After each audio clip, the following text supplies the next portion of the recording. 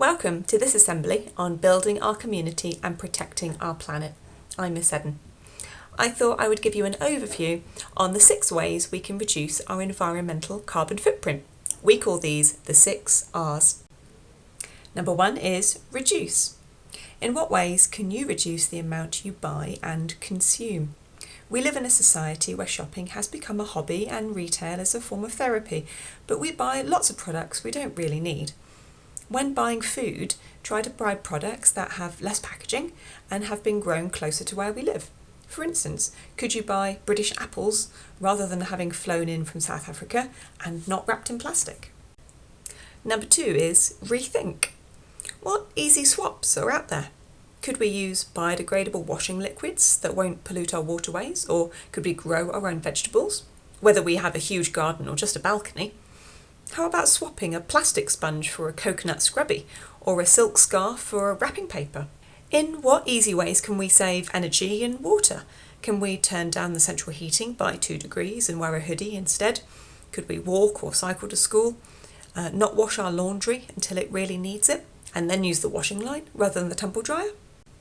Number 3 is refuse. Big companies love to make big profits, but perhaps we could financially support local companies instead. Only buy the things we need, like avoiding fast fashion, or buying fair trade when we can afford it, so we know the money is going to the farmers that need it. Number 4 is recycle. Recycling at home has never been so easy, but do check with your local council what you can recycle and what you can't, and make sure to always clean it first, or else it might be rejected. Do try to minimise packaging in general though, as recycling still uses a lot of energy which contributes to global warming. Also, think about how you could maybe turn old unwanted junk into something new and interesting, like crisp packets into a wallet or newspapers into paper mache. Number 5 is repair. Grandma's old adage of make, do and mend is still valid today, so break out the sewing needle or the duct tape, depending on what it is. However, the new and growing global problem is electronic waste or e-waste. We are buying more electronic gadgets than ever before, and people are upgrading them more and more regularly. Try and hold on to your phone and gadgets for as long as you can and look for brands that allow you to repair them rather than needing to buy a brand new one, like maybe replacing the battery.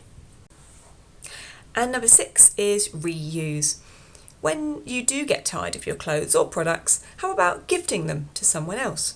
Doing a clothes swap with your best friends, or donating them to charity if they're good quality, so someone else can enjoy these pre-loved goods.